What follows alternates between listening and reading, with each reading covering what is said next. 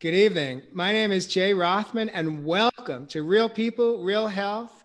I am excited this evening to have in the studio Melissa Porter, is coming in from Toronto, Canada. Welcome to the studio, Melissa. Hi, thank you so much for having me, Jay. This is You're welcome. I know we've set the clocks back here in the U.S. and so it is 7 o'clock there for you. Is that right? yep, seven All o'clock. right. So, how's the weather there, by the way, this time of year? Are you dropping into the freezing at night or has it been pretty warm? We're getting close to freezing. It's been a beautiful autumn. I have to say, I'm really loving the leaves. It's absolutely gorgeous. It's been mild. We've had recently some nice rain, really refreshing, but now it's starting to get a little bit chilly in the night. So yeah, definitely sweaters and jackets now. All right. Well, I'd like to welcome you to the studio. Melissa, we were introduced by, I believe, a friend of yours. Her name is Melissa Anglin.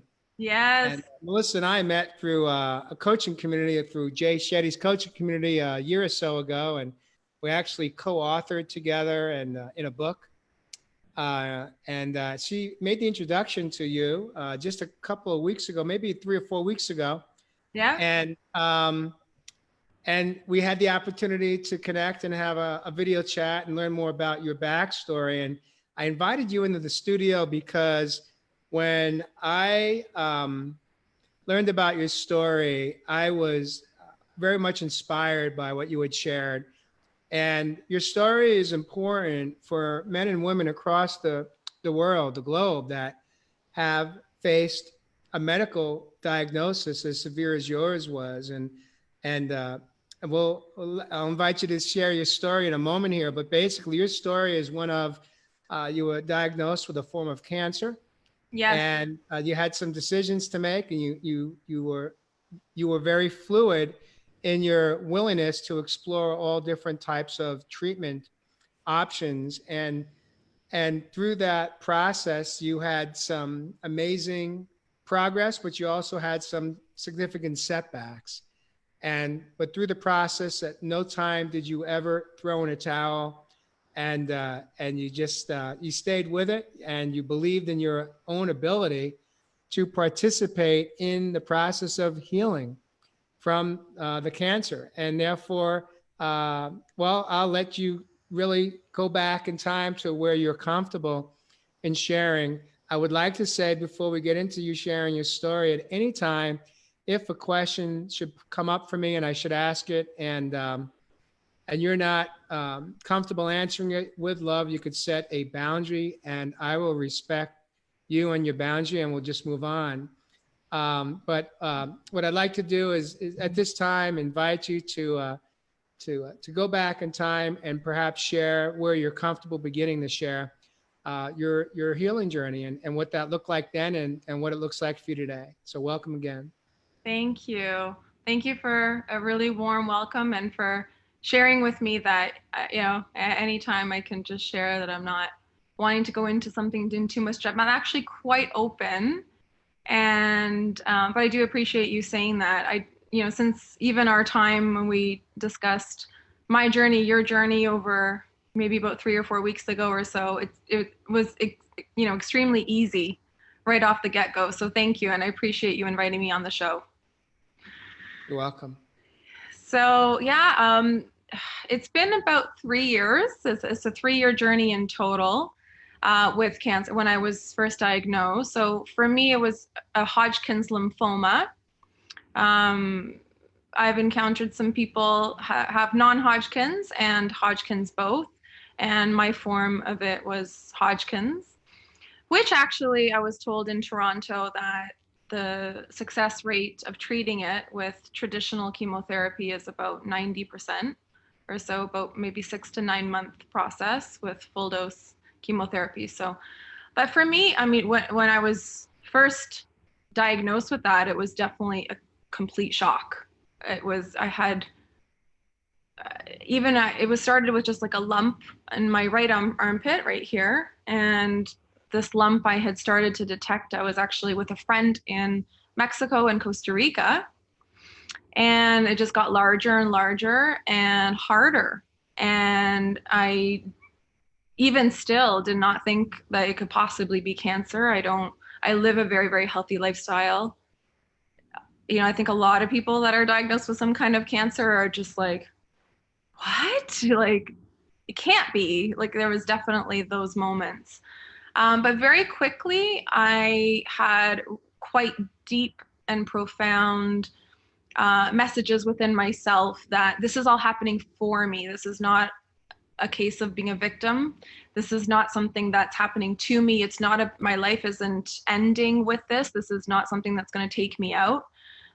This was something that, in a way, in some way, shape, or form, almost like an answered prayer from a more spiritual place.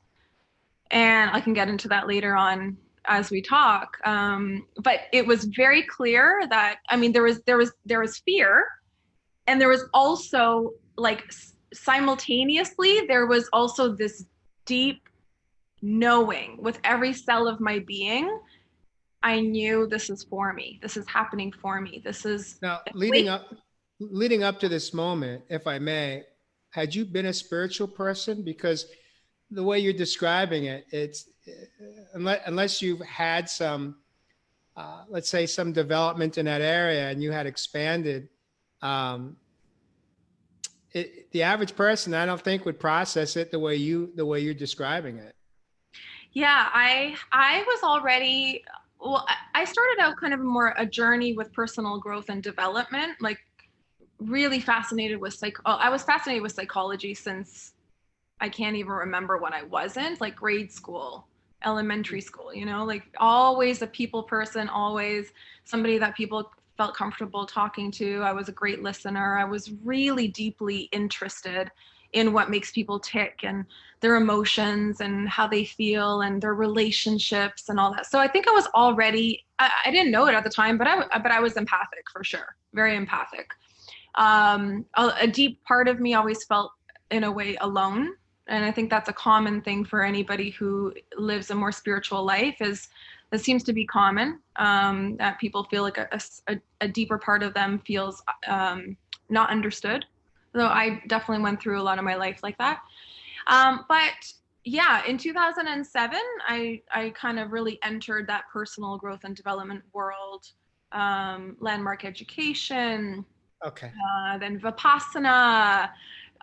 Did Vipassana like 4 times, the 10-day silent meditation retreat. So definitely, like once I opened that door where I actually had access to real, tangible centers and teachings and modalities, I was just like a kid in a sandbox. Like, give me the toys. Like this is my world. This is my world for sure. How old were you when you were first diagnosed with Hodgkin's lymphoma? So this was 3 years back. So I would be 36. Is that No, considered, 30, sorry, 35. 35. would that be considered on a young end of the spectrum, or do you have an idea? Is Um, that a it young was, diagnosis? I was told it was common in women Okay. at that age. I was told it's very common. Yeah. Yeah. Cancer of the lymphatic system. And so I ended up having a full biopsy of one of the lymph nodes removed. So, because when I finally decided on the biopsy, I didn't want any inconclusion. I wanted it to be decisive. I didn't want to play ping pong in my head of just doing like a partial biopsy. I just wanted to know for sure what we were dealing with. Okay. Yeah, yeah. But yeah, 35. But to go back to what you were asking, was I a spiritual person already?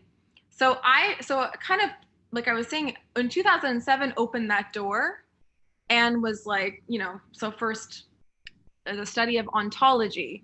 I studied coaching. I was a coach for 6 years, in like more transformational coaching with people. And then I moved into more spirituality from there. Like it's like I developed myself as much as I could in one modality, and then I was just naturally interested. I naturally found the next door to open for myself, and at that time it was spirituality. Probably around 2009. So that, so that started with meditation, silent retreats, things like that. But in 2016, so it was a 1 year before I actually received that diagnosis, I had a major car accident. And that was a huge, that I would say that was my awakening. That was my massive spiritual awakening in that car accident. It was April 1st, 2016. So what was behind that for you? Why was that such a defining moment? well, I had been working on my own business as a coach and experience designer. I was designing experiences for people. I found a lot of passion in seeing people have visceral experiences where they awaken different components of themselves combined with coaching. So that was my particular entrepreneurial way of venturing into the coaching space, was also designing transformational experiences. So, but I didn't come from an entrepreneurial family. Like my mother and father were not entrepreneurs and all that. So what happened? So I was really frustrated with coming up against all these walls, and very aware of my own self-critic. Very aware. It's like constant badgering myself. I'm not cut out to be a entrepreneur. I don't come from a Richard Branson father, like I'm not groomed for this, right? Who is? But anyways, so, and that was, and then I was looking at like, okay, partnering with companies that have what I don't have, so I was working with a company that was somewhat aligned with our mission, and our vision was similar, but so we were actually on the way. I was on my way when this car accident happened. I was on my way to meet with them, this team that I had been working with, and we were discussing equity and what would it look like to partner as two companies. And I was on my way to Montreal by myself, and we were doing a trade show there, and I'm excited, and driving 5-6 hours to meet my team. It's at nighttime, and I was hit by like this tractor trailer from behind. Had no idea that I didn't see this coming at all. But it catapulted me in the clockwise direction, and it spun me across the 401 highway, which is the major highway here in Toronto, to the guardrail. And then I hit the guardrail and went the opposite way, I didn't even know what I was hitting at the time, but it was the same tractor trailer, I later found out. And then a third time back to the guardrail. From the moment that I was hit, I went into this state. I went out of body, I believe. I didn't visually see myself, but I felt complete oneness with the entire universe. Like just complete peace, stillness, harmony, oneness. There was no separation between myself and anything else. And I was so calm, and I was like in my center was very still. I felt very like just, thank God for Vipassana, because I think that came in handy to just observe, be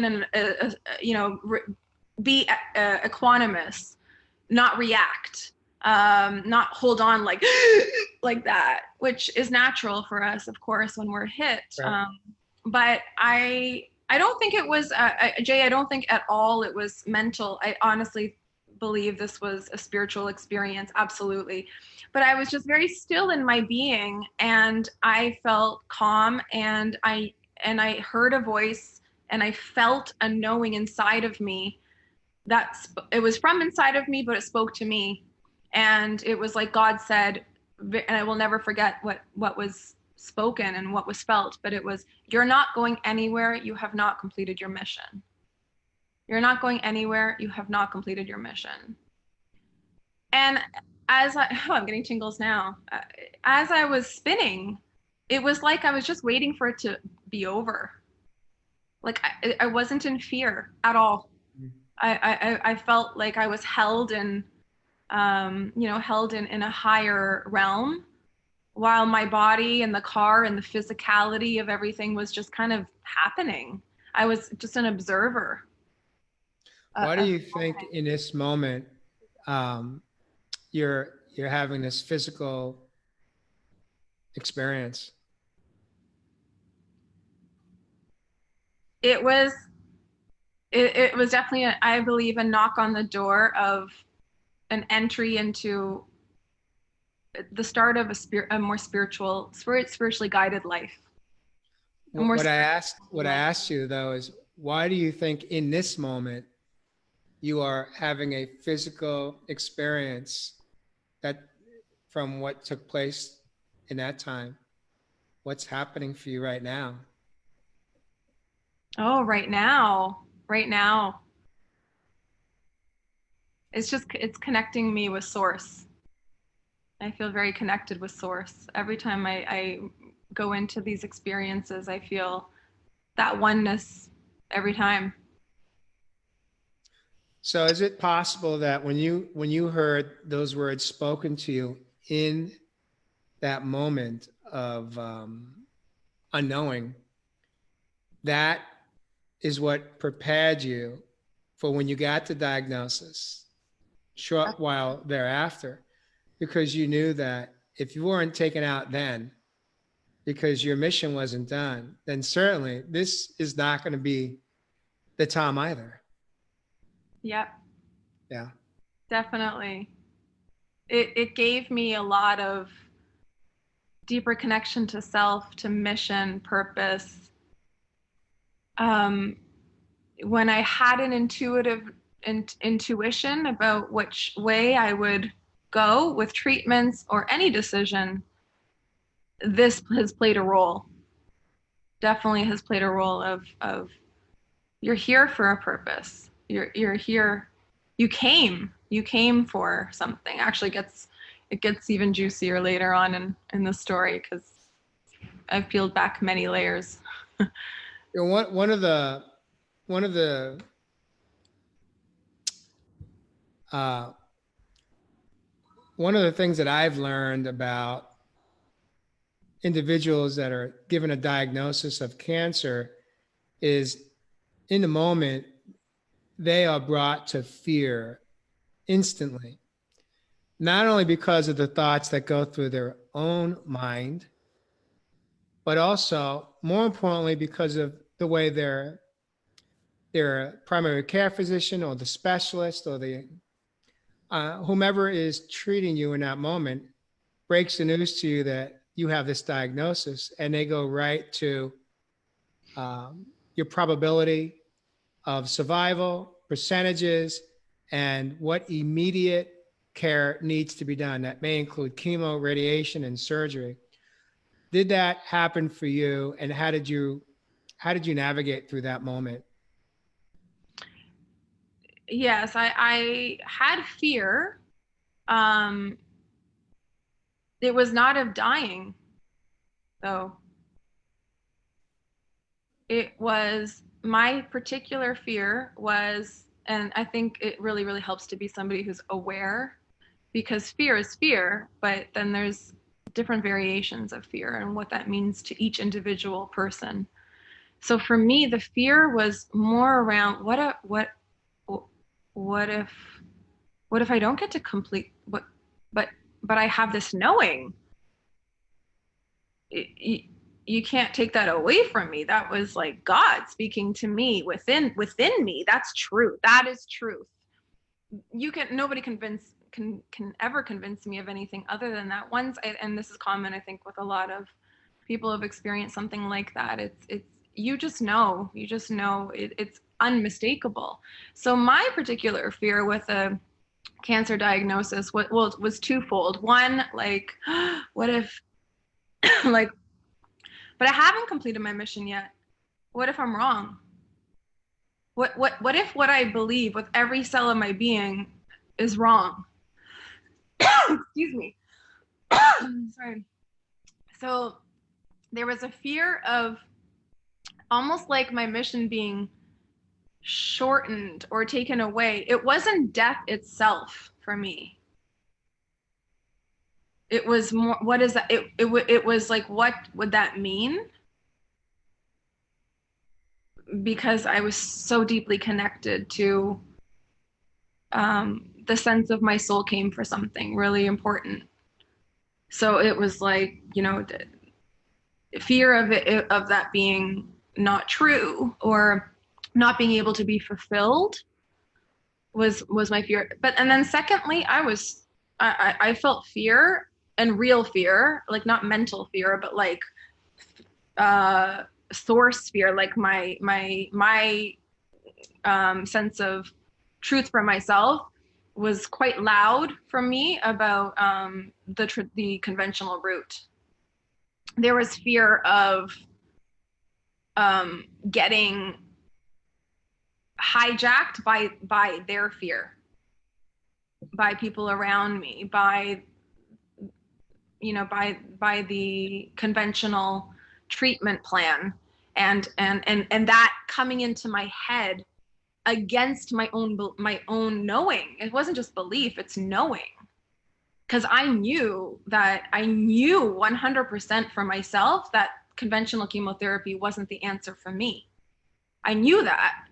And when I was listening to the words from very respected experts, I did respect that they had, a history in their expert field, but I couldn't park the 100% knowing that I had in with myself. I couldn't find a way to park that and enter into a panic-stricken, fear-based mentality. It felt like I would just be replacing my own knowing. It felt like I'd be replacing my own knowing with a whole lot of charged fear around a topic that's quite controversial. So when you made the conscious decision to say, no, thank you, I'm not interested in going a traditional route for treatment, how did your family and friends, how did they respond, and how difficult was it for you to navigate through that moment? It was extremely difficult to communicate what my knowing and my truth was to certain people. Like, it was extremely difficult to my mom, because my mom and I are very close, and I'm her only child, I'm her only daughter, and I was a miracle baby for her. So, and she does come from a more traditional belief system around doctors and all that sort of thing. So for her, it was very hard for me to without any proof that was something that she'd be happy with, like proof that would have her be calm and feel secure with my choice of going a more holistic route and more an emotional healing and psychological healing as well, like mind, body, soul, truly an approach that I knew was for me, that was more mind, body, and soul.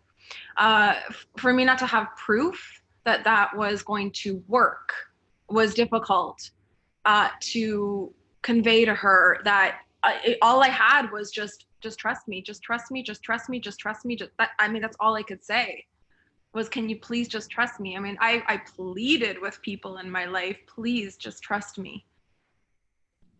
It was difficult also with people that really loved me a lot and they were very fearful. It was difficult for me to communicate what it was that I needed to do for myself and how I knew it, how I knew that. Like I couldn't put it in words. I could not put it in words. I mean, it's like all I could say was, it's a knowing, it's a knowing, it's a knowing. I just know, I just know. Well, here's the truth. Here's my truth, is that if you have experienced what you just described as you just know, Yeah. unless you have had that experience, unless you have had an opportunity to, let's say, connect with yourself at that at that level, it's impossible to comprehend it because you haven't gone through that experience. Yeah. Yes. And so it's almost impossible to get someone to understand it. What I've learned over the last 4 years of my own healing journey is that Excuse me. I'm okay with people not understanding and not necessarily agreeing, because of my own knowing Yeah. that no matter what, I'm okay. And what helped me navigate through that is just accepting that we're all where we're at in our understanding and within our own life of experiencing life and interpreting what life is about and how to navigate through it. And so for me, I also was able to accept other people's concerns, worries, and fears because I knew ultimately it was coming from two places for them. One is their own fear. Yeah. And secondly, their fear of losing me because they care about me. It's not coming from a hurtful space, it's coming from a loving space. Yeah. But ultimately, every choice that I've made in my own journey, I've made it based on my own knowing, based on my own truth, not what the my loved ones think is best for me because they don't know what's best for me. Medical doctors don't know what's best for me either. Yes. Only I know what's best for me. I and the relationship I have with the divine. That's right. That's right. And this, now looking back, it all makes sense to me. Remember when you were asking me, were you fearful when you first were diagnosed? And yes, I was, but it was not about dying. It was, what did I say, right? It's like I was fearful of not being, of what if I'm wrong?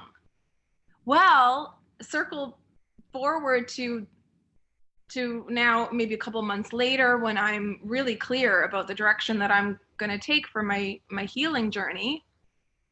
That's exactly what came up, was being challenged by what people that really loved me thought was best for me. And cancer is absolutely a huge part of my journey in coming home to myself and developing the relationship with the divine. I have an incredibly strong relationship with the divine in my life now, and that was a big part of what it has been for me. Is I had to develop something as drastic as cancer for me to absolutely claim the reins of my own life and say independently, when really push comes to shove, here's the test. You're given a diagnosis of something that can absolutely kill you. It's like, do you really trust yourself, or do you trust the fear around you and the different opinions of other people? And are you going to make a decision based on what others want for you, or are you really going to seek out the answers that are just for you? So to your point, yeah, it cultivated a very deep and profound connection with God, with the divine, and with my and my own source, my soul, my spirit, and how do I tune into that? So it's carried me really far. And but I really that's beautiful. I really do not believe, I do know that it was part of this, a part of why. I knew cancer was for me, but now I can say, oh, that was one of the hugest whys. Yeah. Was it facilitated that process for me. Yeah. I remember early on, I was 3 months post surgeries in the hospital, and I jumped into counseling for a short window. And one thing that the counselor said to me, and I didn't quite understand what he meant, but he said to me, this is the most profound thing that was ever said in 21 years of counseling that I had gone through, perhaps the only that I heard. He said, you're going to have to learn how to trust yourself. Mm. And I didn't understand. I mean, on the surface, I was like, okay, I get it, doc. I don't trust myself. I got to learn how to trust myself. That was me, reacting to him. I didn't understand truly the depth to which he meant in those words spoken until just this year. Truly, this year was when I really understood how profound those words were. And I don't know if he knew when he said those words how they were going to become so key in me not just surviving, but thriving in life. I don't think he knew what was the power behind those words unless he knew. Um, but it's so true. That's the one thing that as humans, we, at some point in our life, usually by the time we're 10 or 11, we're not trusting ourselves anymore. Why? Because ego has taken over the ride. Ego has taken over control. And ego is not about trust. When we No. make decisions coming from ego space, which is where we tend to live so much of our life, Yeah. it's not about trust. It's about protecting us. And so it's a whole new way to live. Yeah, it's the opposite of trust. It's getting it right. Well, if you're trying to get something right, inherently in that sentence, you don't trust, right? Exactly. Trying to get Yep. something right versus wrong. Well, that's all based on protection, like you said, and trying to prevent failure, which means you really don't trust. And how we get there is through control. We try to control the outcomes by Yeah. making the right decision. So the car accident was like that. I didn't know that I was in surrender.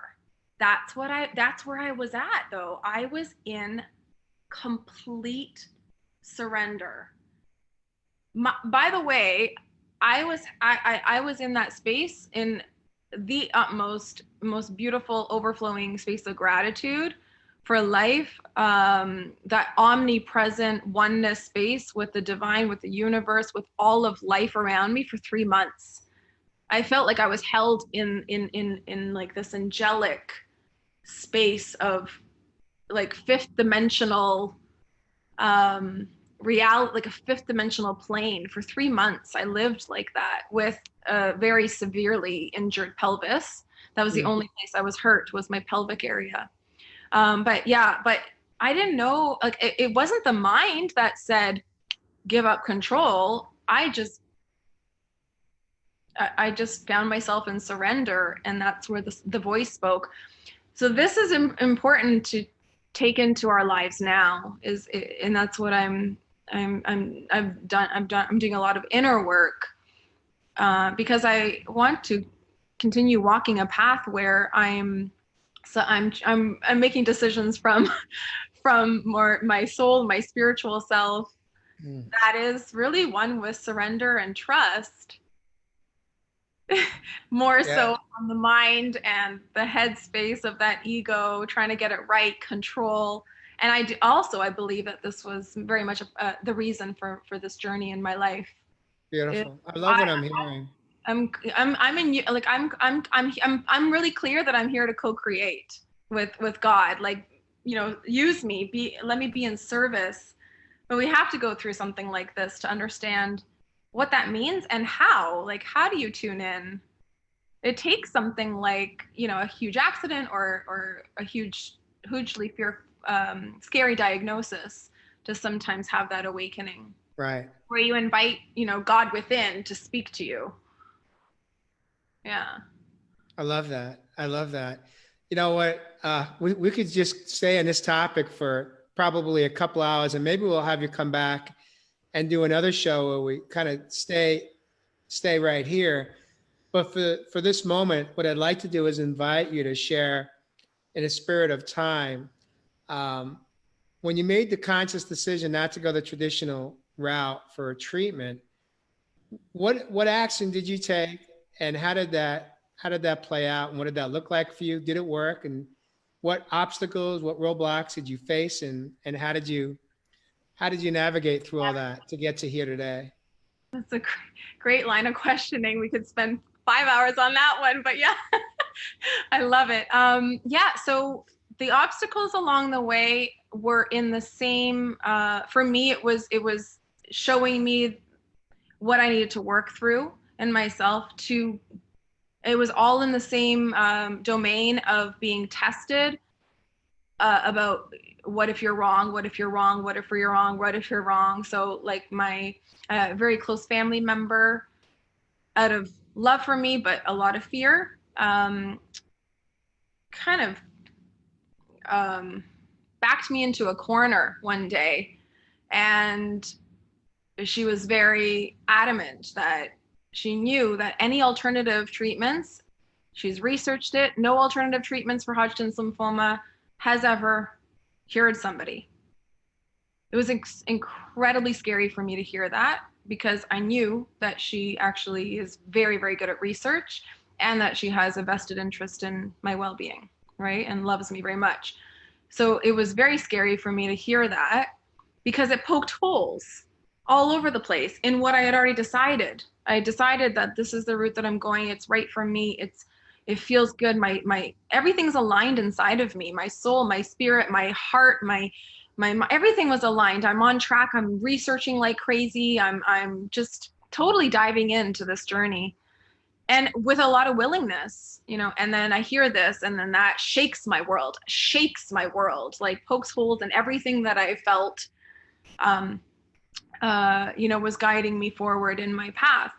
And but interestingly enough, so again, these moments where we're in that chaotic time where we don't know how to find an answer, that is when the divine comes in. Because so she leaves, I decide to say, okay, fine.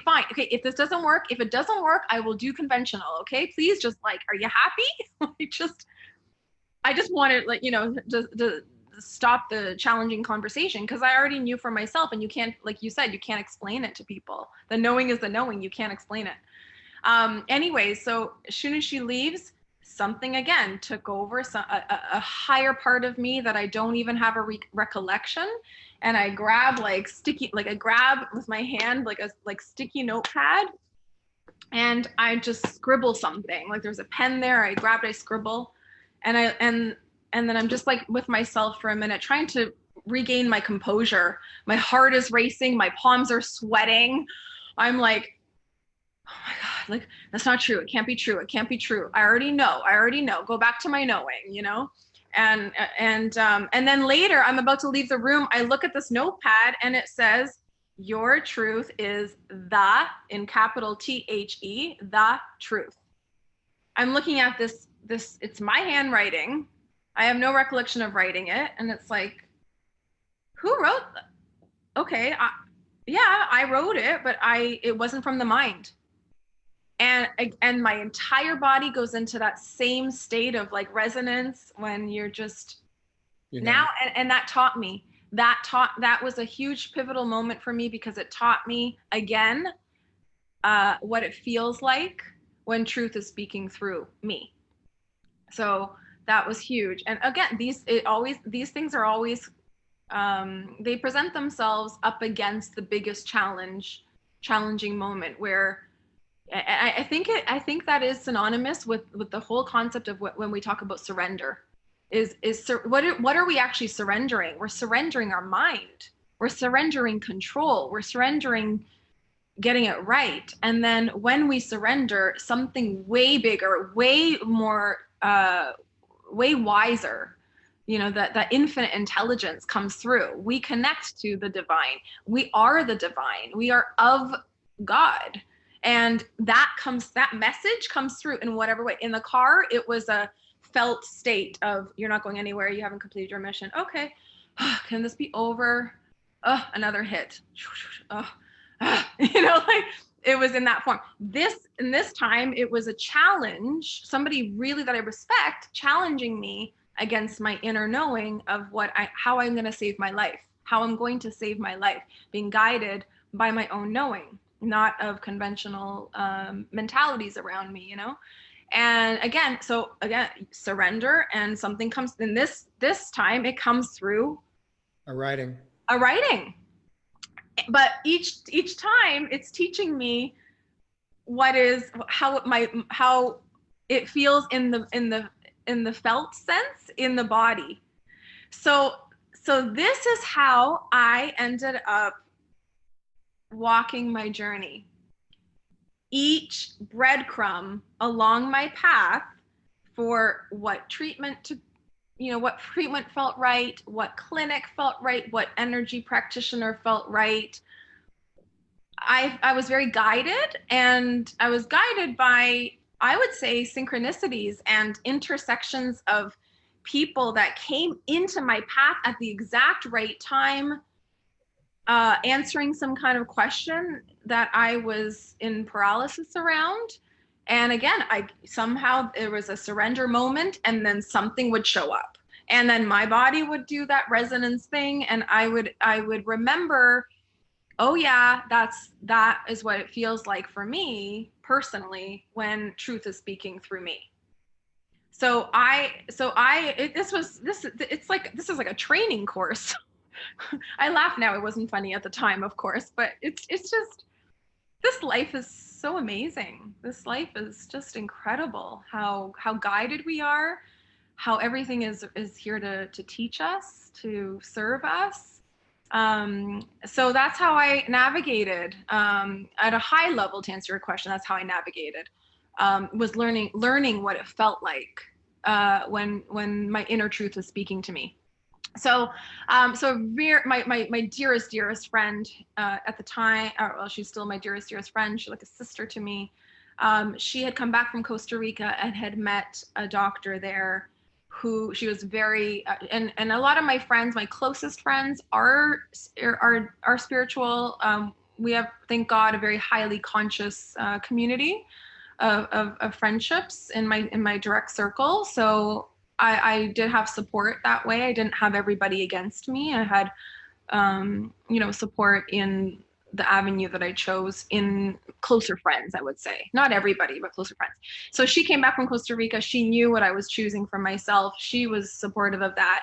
And she had met this man she was impressed by in Costa Rica, and then gave me his, and again, it was tingles, like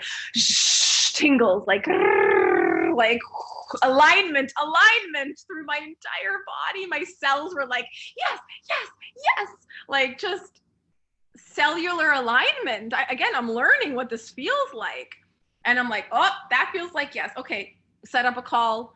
When I talked to Greg on the phone, I was just like, this man is speaking truth. And I can feel it and I can hear it. And so that was my next step. I went to Costa Rica for a month in a program that was designed for people who had cancer, and he's treated many people there, there in Costa Rica. And yeah, he's quite an extraordinary human. And his program was based on a portion of Gerson therapy. So I'm sure a lot of your viewers are very familiar with Gerson therapy. So I was fasting completely, nothing but coconut water for about 6 or 7 days.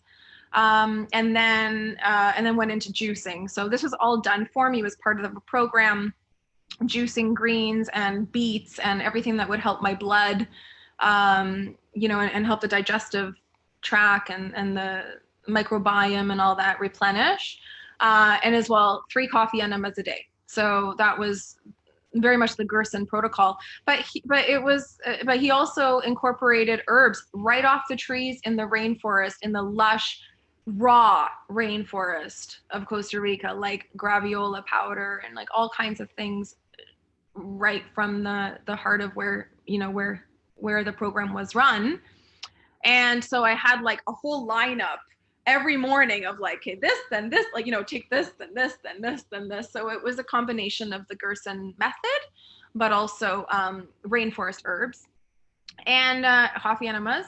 And also at night we would do, I would watch documentaries. So again, education, feeding my mind, feeding my neural pathways to make new connections. And there was also lymphatic massages, and also the skio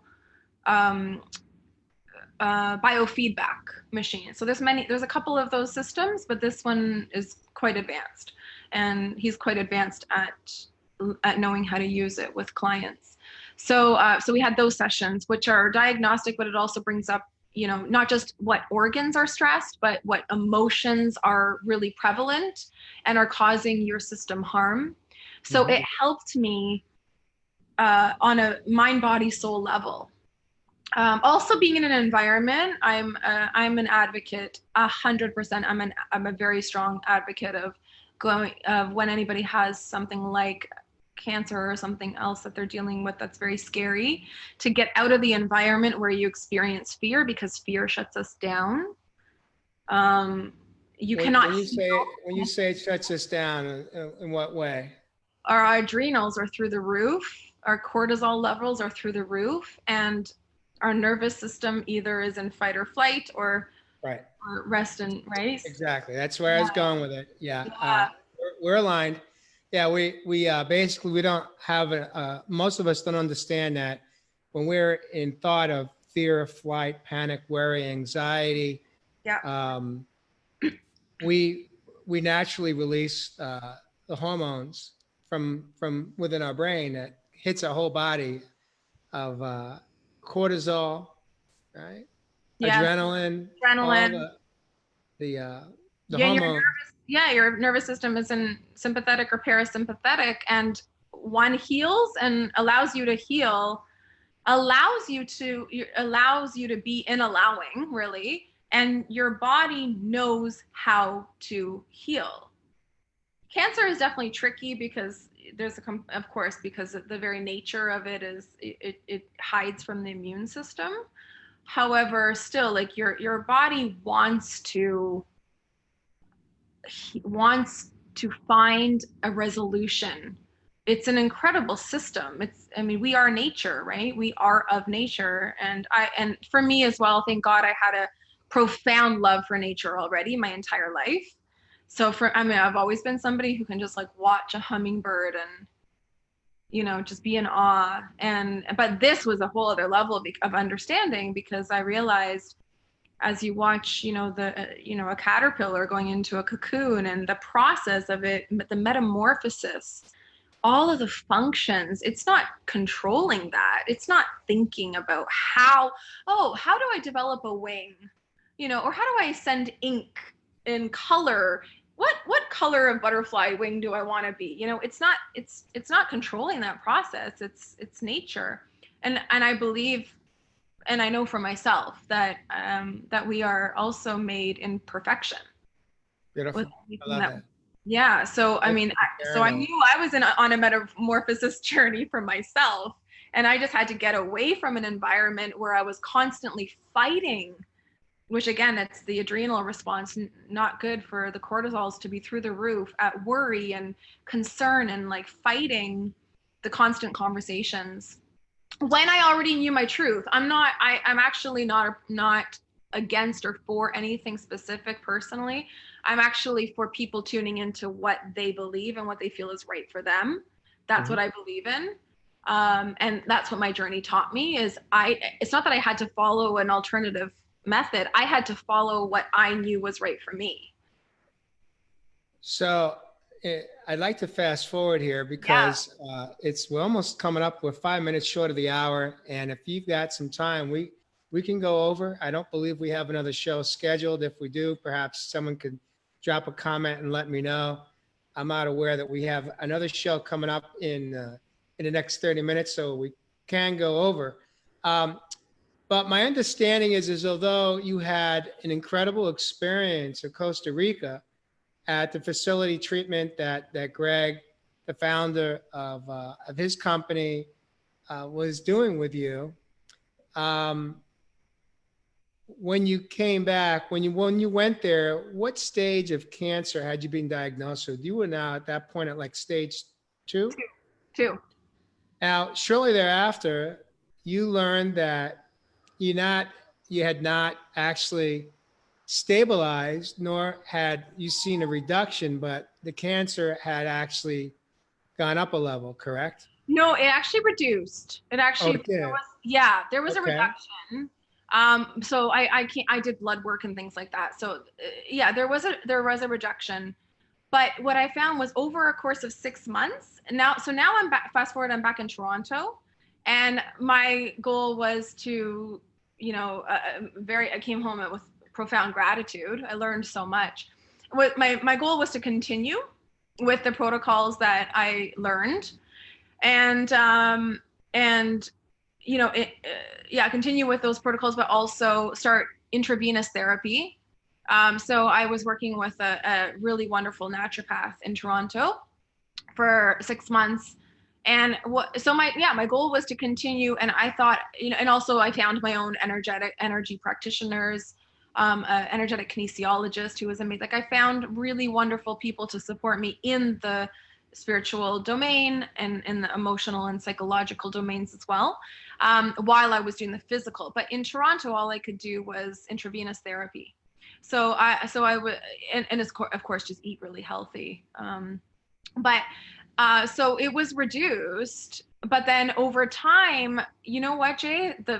I now know that what advanced it was just being in an environment where, well, first of all, I didn't have access to it. I don't think I had access to as much support as I needed for the physiology of what my body needed, to continue to reduce the cancer, and it's in the lymphatic system. The lymphatic system obviously is, is connected through your whole body. It's not like it's one tumor where it's just in one place.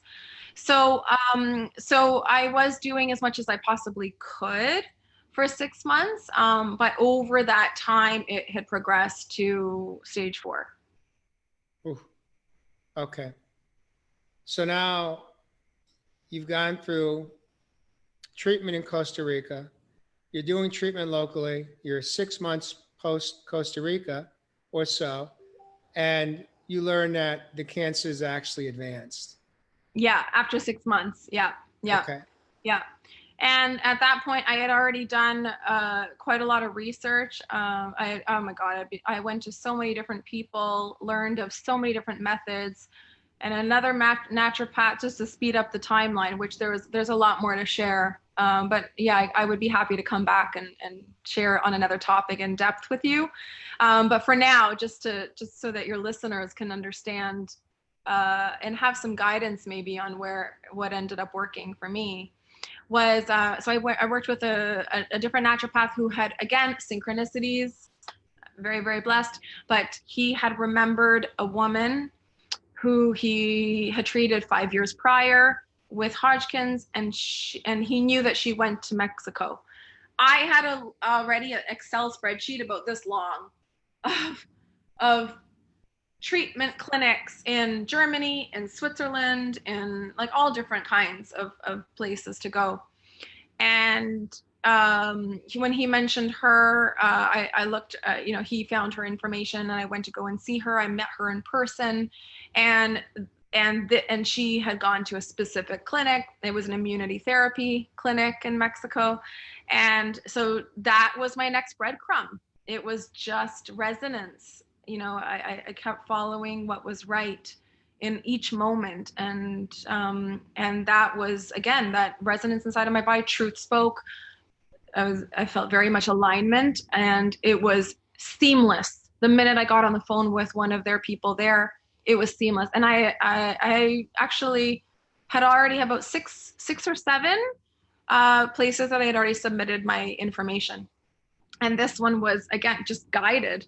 And it was, and then at the time, a very, very dear friend of mine decided to come with me, and we drove, because I was working with a masterful energetic kinesiologist and a different naturopath in Toronto who said, "Don't you dare fly, Melissa, don't you dare fly." And that, again, spoke truth inside of me. Nobody else from everybody that I was dealing with said that. But when these two ladies, both individually, said that to me, and they were working with me on me, and they said, "Do not fly." Again, I felt that truth inside of myself, and so we decided to drive. So the reason they suggested not to fly was because your immune system was compromised, and there is too much risk of you picking up infections on an airplane due to the No, more so because of because of the radiation up in the air, and also the pressure up in the air quality and the pressure does not allow your cells to get the, like, it shuts down your cells from being able to receive enough oxygen. Okay. And with not that much oxygen, like a cancer cell will spread. I don't know Okay. how many times, but like, 8 times faster or something. I don't know. I don't know what yeah. So it would just not, it was, it's dangerous. And also I was breathing on one lung at the time. I had pleural centesis, operation to remove fluid. My lymph fluid was gathering around one lung. It had shut it down completely, so I could hardly breathe. So that is not that's not a safe situation to be up in the air. Okay. Yeah. So now you go to Mexico, and what was different about the treatment in Mexico that you received from Costa Rica? What was the additional treatments that they were facilitating? Well, it was multi-dimension, like not multi-dimensional, but multifaceted. So it was hyperthermia treatments. So the heat doesn't heat application, both local hypothermia and full body. It doesn't allow cancer cells to grow. It kills them over a certain temperature. Also ozone therapy. So you're getting the oxidative treatments, because cancer cells can't live in a highly oxidized environment. It was biomagnetic therapy, like the Rife. So that's really well known amongst the cancer community. It was also a halo system. So certain tonics, like certain like herbal tonics combined with UV light, like that technology infused in your water, as well as a light technology with UV and herbs that help the specific condition that you have. So it was like a multifaceted approach where there was just different stations all day long. So for 6 days a week, from Monday to Saturday, I was there about 7 hours a day, 7 hours a day in the clinic. And they have outpatient programs, so you can stay in a different location. So it's a little bit less expensive than being in a, I didn't need to be hospitalized. Actually, I was for a couple of times when my blood count dropped, but they also do low dose chemotherapy. They do all different types of intravenous solutions. B17 intravenously, curcumin. Tell me about the nutrition that they suggested, or what was the protocol for diet and nutrition? It was meant to be in line with the more of a ketogenic lifestyle, but it really, to be honest, that wasn't their forte. It wasn't their forte. The diet, but what I learned was when you're doing low dose chemotherapy, like low, we're talking like between 5% and a 15% dosage, it's still hard on the body. And the thing is, most patients there, you need more sustenance, because at that stage a lot of people are dealing with cachexia, which is like when your body starts to eat away at itself. And that's why you see a lot of people really, really skinny. So I understand why their method wasn't like a Gerson therapy where it's just, smoothies and juicing. There's more, like, we'd had organic hormone-free chicken. We had eggs, hormone-free, of course. Lots of salads and things like that. But it was hardier. But to be honest, you needed it. Your body, I mean, you're there anywhere between 4 hours and 7 hours a day. I was there for 7 hours because I had lymphoma in 7 different areas of my body. So every time I was in a certain station, like let's say a station doing my treatment, it was applied to 7 areas, which took a lot longer than somebody who maybe just had breast cancer, right? So maybe they could get through treatments in maybe under 4 hours, and I was there for 7 hours a day. Yeah. Kind of many patients that choose treatment in a facility like you just described, they typically go for anywhere from 1 to 3 weeks. My understanding. You, on the other hand, took a different route. Tell me more. Well, yeah, they go for 3 weeks, which is normal. But this particular clinic, this immunity therapies clinic, is amazing. They really um,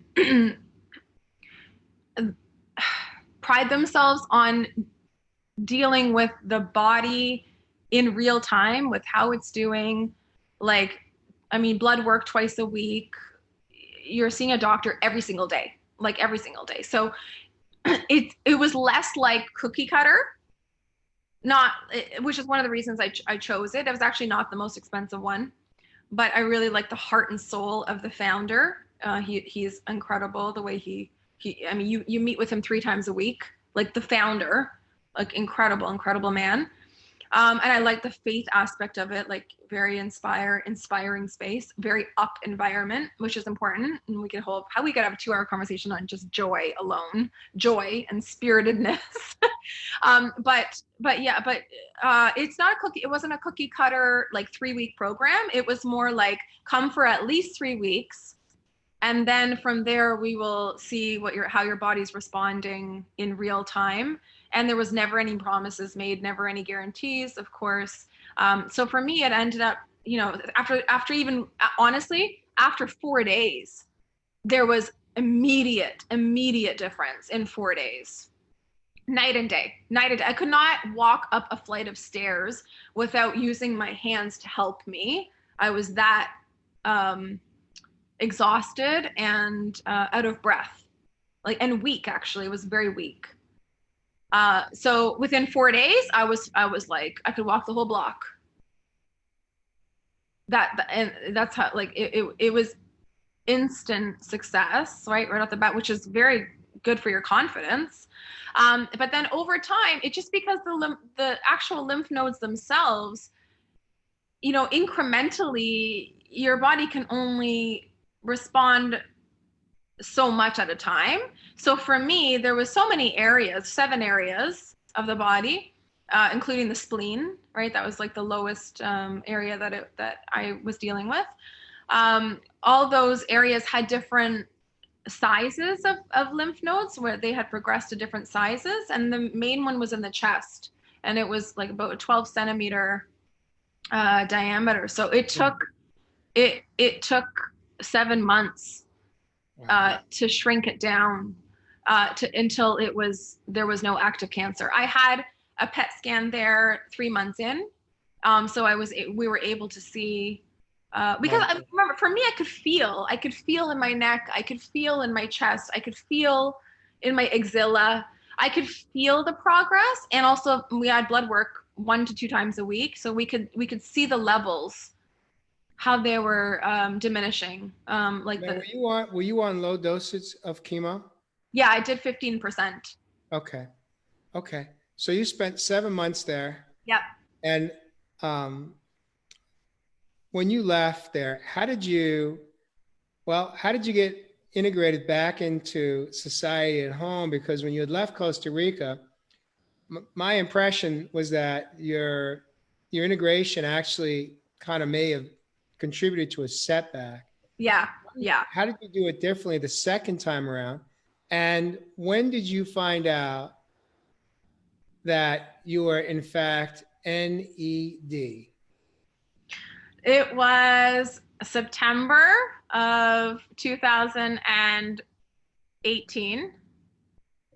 That was when it was full remission.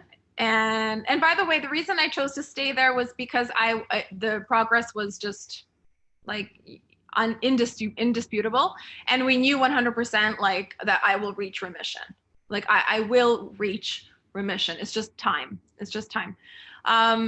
So when I did actually get the results back from that last PET scan, it was September. And then my mom came 3 times, and my mom and I had a little bit of a mother-daughter adventure together, just to spend that quality time, just that gratitude time together, of course, celebrating the miracle of that. And then I had taken another month or so to make sure that I, just processed it all, wrote, and I was really clear. By the way, that sticky note that I referenced, I also knew, I had a knowing that's my, like, when I looked at it after written, it was like, oh, that's my book title. Like, your truth is the truth. That's exactly what I now really stand for. So I took some time to write. I took some time to make sure that I'm not just jumping back in, coming, on a, immediately back to Toronto and just diving into normal life. And that, Jay, is actually what I'm really, really I'm really passionate about with people, with supporting people, because I went through a year in Toronto, back in Toronto, that I prioritized like 100% my integration work, my inner work, with my emotions, with my psychology, with my neural pathways, with energetic kinesiology, what helps you determine what's actually at the root cause from an energetic standpoint, from an emotional standpoint, what's at play here, what haven't you healed, and really healing is just actually allowing ourselves to be the wholeness that we are. It's, I love the word coherence. Coherence was something I learned all about with all these wonderful practitioners too, that taught me so much. But that is, when we're in a state of wholeness, then we're not in dis-ease. I mean, we only develop from an energetic standpoint, we're only really develop dis-ease because we're out of harmony, out of ease with our natural state, and one with source, right? One with God.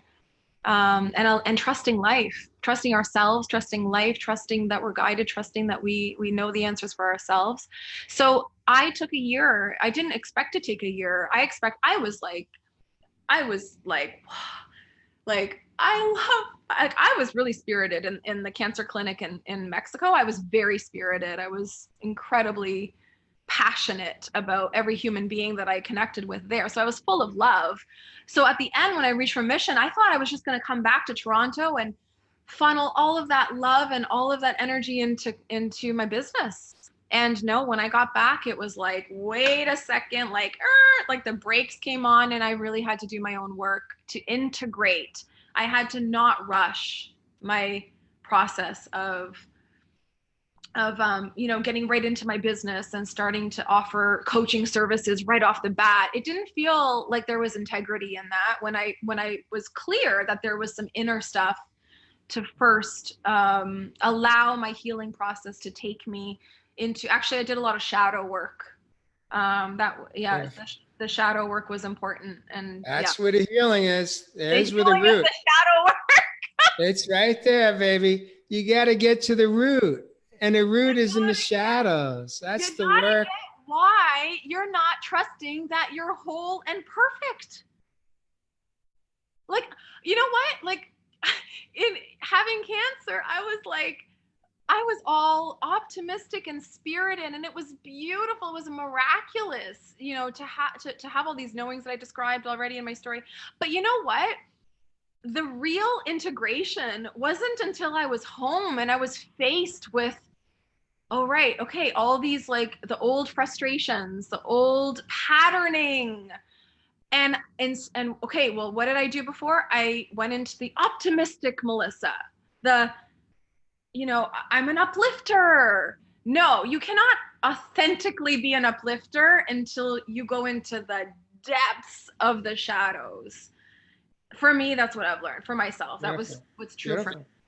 And so it's taken me a year. It's taken me a year of that layer by layer work. I mean, I don't know how many nightmares I've had that I've woken up and just written for hours, crying, whatever one coach that I'm working with at the time, like, needing to do that work to heal the little girl that never understood what she needed. I don't know, 2 years old, 6 years old. I did. I also, okay, we can't get into this right now, but I was going to say another episode, we can get into some shamanic healing, because in Costa Rica, I had very, very profound experiences that were on the top of the list of my, points of information and higher intelligence, higher wisdom that I tapped into that helped me in my integration Beautiful. process. Beautiful. Yeah. What would you say are the top two things that you learned about yourself during the process of healing to reach September when you were NED? NED, for those that are not familiar, means no evidence of disease. Interpret that how you may. Some may call it remission. Others refer to it as healing or healed. It's irrelevant. It's just a label, but it's no evidence of disease is what's important. But for you, Melissa, what would you say is what you learned about yourself through this process? Number one, I learned that my darkness, the parts of me that feel angry or hurt or wanting to be understood, all those parts are just as lovable and just as deserving of life and just as deserving of an outlet as all the parts of me that want to spread love and joy and harmony and peace to the world, and that they're just as deserving, that I they're actually just as miraculous because it's life. That's the human journey. We are human, and emotions are wonderful. All the whole spectrum of emotions. And when we only cause disease when we don't allow part of ourselves to be loved, heard, and allowed to be part of the whole. It's like we fragment ourselves only the minute that we reject.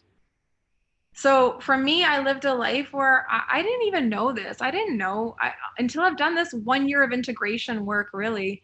I didn't know that I wasn't allowing myself to be angry or express that I was hurt but yeah, like I've gone really deep with actually not just in this life, but also that's a whole other conversation too. But okay, we'll get there. Yeah, some other lifetimes as well that we carry stuff. What do you think was your root cause for the diagnosis?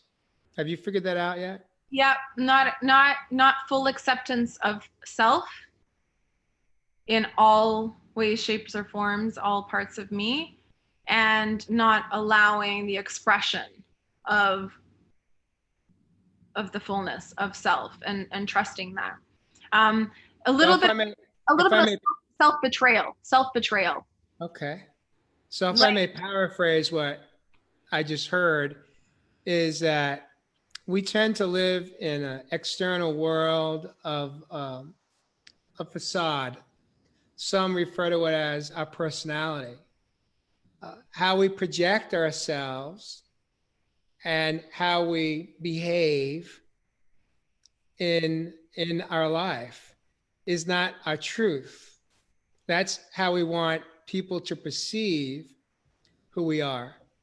But that is not our truth. And what I heard you say is that for you, it was this experience has truly been about Melissa Porter coming home to yourself, coming home to your soul, coming home to that little girl that's been waiting for you to come home, to take care of her, to love her, to nurture her, to nourish her, to accept her, and to protect her. Absolutely. What you just said is the summary of all the pieces of the puzzle that I've uncovered. That's the summary right there. It all comes down to that. It always does. Yeah. Even my clients that I coach daily, it doesn't matter if they have been diagnosed with a terminal disease, or they're just living in dis-ease, it's the same root. A root of a tree is a root of a tree. Yeah. The leaves may be a different shade. Yeah. The color, the shading may be different. The height, the girth. But below all of what we see on the outside, if we dig in deep enough and get to the shadows of the root, we find the same. We have a root system that's either healthy or it's living in disease. And so the process of healing, the emotional, the mental, the physical, and the spiritual well-being of who we are at our core, which is our self, our higher self, begins with facing our shadows and having a new understanding of really how we have been engineered and built and created to exist. And I'd love to say to you in this moment, Melissa, welcome home. Yeah. Welcome home.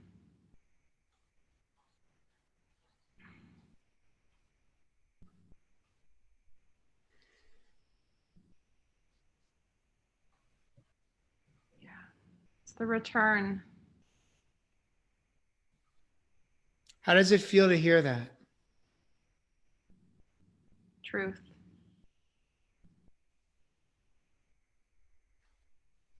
And it's all that matters.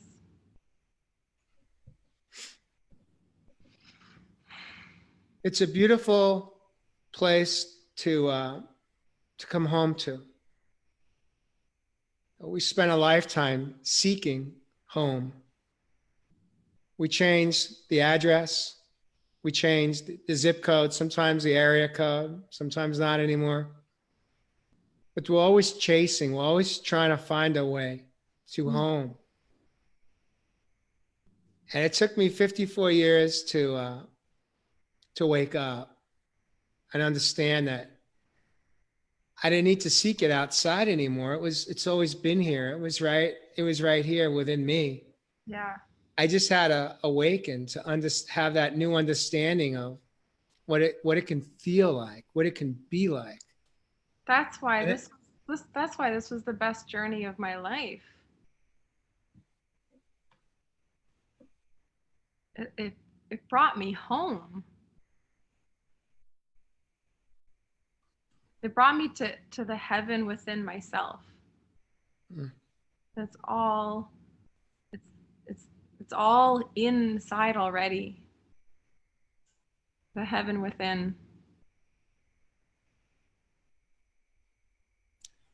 Well, you got me right now. I've got chills. I've been elevated. I'm levitating in this moment. I've got chills, and I've got my eyes are filled with tears of gratitude right now for you and for your experience and for your willingness to step forward tonight and share your truth of how it was and how it is. And I'd like you to wrap the show up, put a pretty bow on the show, and perhaps share some closing thoughts. Maybe there's one person that's listening to us on live or catches us on replay that is in the beginning stages of a diagnosis and prognosis, and they don't know what to do. They don't know where to turn, and they don't know who to trust. Yeah, yeah. Yeah, I would say to anyone out there, trust yourself. You will bring you home when you trust yourself. And it won't be always 100%, crystal clear, the messages. But that is what any kind of illness journey is really about. It's a calling of your own soul that's asking you to come back to self. So if we can just shift that perception and tune into the messages, whether they're, get yourself to a certain place, whether they're reach out your hand and find somebody that can help you navigate. Needing support to make some of those big decisions is wonderful to ask for. But in the end, what's right for you, and to trust that, to trust what you know for you, and just get somebody in your corner that can help you validate that there is an inner truth that's speaking to you.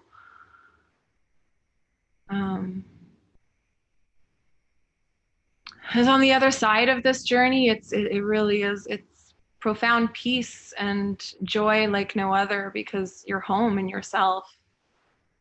And there's a purpose for you. If you're here, if you have blood going through your veins, if you have a vision of something you want in your life, if your heart is still beating, you are here for a reason. So I'd like anybody out there to know that you're here for a reason. It's all inside of yourself. And if you do need support, Jay is wonderful. I would coach with you, Jay, for sure. The inspiration is incredible. And that's actually what it's really about as well, is tuning into joy, love, and inspiration. That's what got me through, is my spirit was inspired. It doesn't mean that we don't lose that inspiration, but yeah, and I coach with people as well. I help people navigate. My company is called Shift, and I have 3 different options for people. So people going through just transformation, like going through a divorce or a really challenging transitional time in their life, I can coach, and I'll coach them in that, and also design experiences that help bring a visceral element to them awakening and them shifting into a new perspective. And also with wellness. So Shift Wellness Coaching is specifically designed after I've gone through what I've gone through. And that is in support of your unique journey and your purpose, in what this is for you, why it's navigating you through this path, and for you to come home in yourself. So, and that is, I needed that for myself. I don't know about you, Jay, but I had a wonderful community of practitioners around me, but I was really seeking somebody who could help me look at everything on the table of the options and help me discern for myself what, more in the infancy stages, when I didn't know how to tune into my truth yet. I learned over time, as I've shared, but I was seeking that person, a coach, not to tell me what to do, but to hold space is just a sacred container to witness and to be a sounding board and to hold my hand, while I made some of these decisions. So that's actually what Shift Wellness Coaching is. And this is how I coach people. And also an environment. I would say get yourself into an environment where you feel, we talked before about the nervous system. Get yourself to an area where you feel connected to nature, where you're not in fear and panic, but you can tune in to the messages that are there. They're, no doubt they're there, but it's whether we can hear them and feel them. So an environment where you can breathe, relax, and allow yourself to come home, so you can be guided. And that's I'm launching that next week. If anyone out there needs a space to remove themselves from where they are into a new environment, my new business arm is called Shift Havens, and it's spelt differently. But Jay, we can put it up on your, I don't know how you like to put it up. You could add it. I'm going to encourage you to watch the replay. There's been a lot of comments. Encourage you to reply to the comments, acknowledge them, and add any addresses where people can get hold of you, can connect with you if they're interested to do some work with you. Feel free to add that in comments. And Melissa, I'd love to have you back in the studio. There are many different topics that we could deep dive into. You and I are very much aligned um, in our in our own truths on what it takes to heal. I too found nature early on in my healing journey when I was near death, and that's where it all unfolded for me. That's where I learned how to connect, how to experience it for myself, how to it became the gateway. Self-care in nature became my gateway to healing. It was the gateway initially to learn how to like myself Yeah. and eventually how to fall in love with That's myself. called love, yes. There's With nowhere, myself. there's nowhere where I feel more in love with myself than in nature. Exactly. In the water, in Muskoka, or in the ocean, or in trees. Trees. Yeah, And forest, that's trails. how it happened. That's how it happened for me. And that's what I teach today as part of my coaching program is to basically provide the blueprint, what worked for me, and then pick and choose. You know, when you put your GPS on, you know that you've got three choices usually. Your GPS system gives you three options on how to get to your destination. I provide one of the choices, one of the roadmaps, the blueprint that got me from near death to from surviving barely to thriving today Yeah. and being drug free today. You know, I was a pill junkie. I was on all kinds of pharmaceuticals from mental health to blood thinners, and today I am drug free. And today I spend most of my days experiencing inner peace, bliss, joy, love, and wellness. And clarity. Yes. Oh yeah. Clarity just keeps coming through. So that's the work I do as well. You know how to get a hold of me if anyone's interested to do some coaching. You got choices right here, right now. You got Melissa Porter coming in from Toronto. You got me coming in. Both of us very much aligned in the work we do and and I believe in how we share our own blueprints and our own experience of having gone through it. You see, neither one of us are Nothing teaching, like that. not teachers that are teaching philosophy or book theory. We're teaching real reality. We're teaching truth, the truth of how we went from from lymphoma stage 4 to NED, and me being near death, body shutting down, blood clots riddled throughout my body, to today being blood thin free and literally hiking mountain peaks 7 days a week, 365, either by myself and or coaching along the way. And so, with that, I'd like to thank you again for joining me this evening. Melissa, I look forward to the next time we have you in the studio, coming in live. Thank you for joining me this evening. Stay in the studio for one extra moment if you may. And for those of you that joined us live, I want to let you know I truly appreciate you taking time out of your Thursday evening or Friday if you're coming in from overseas. I know we had guests in as far away from Scotland today, as Wonderful. far away from all over the world. Without you, we wouldn't have a reason to be here. Yeah. And I bring this platform forward to bring hope and inspiration to anyone that is either in the middle of a diagnosis or has a loved one, a family member, or a friend, a child, a sibling, a parent, a friend, a partner, a spouse that may be in the throes of a chronic terminal illness, disease, and know that there's hope and that there's people like Melissa and myself who have learned that there are alternatives, that we don't have to just go one way. We can seek answers outside of traditional care, or maybe even a hybrid. And not only can we survive, but we could learn how to thrive. And with that, thank you for joining us this evening on Real Thank you People, so much. Real Yeah. Health. Thank And you. can I add one thing, Jay? I just got shivers through my entire body.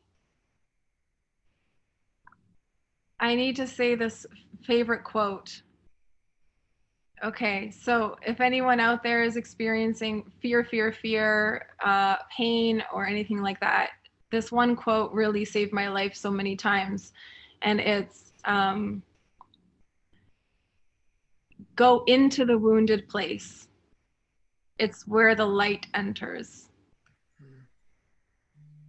It's the wounded place. So I just got shivers because if anyone is trying to run from your emotions, your fear, or your illness, I healed and I'm thriving now. I'm thriving at the integration work that I do with people is all about go inward to wherever the wounded place is. It's where that surrender happens. And in the surrender, that's where the light enters and takes you to really the higher truth.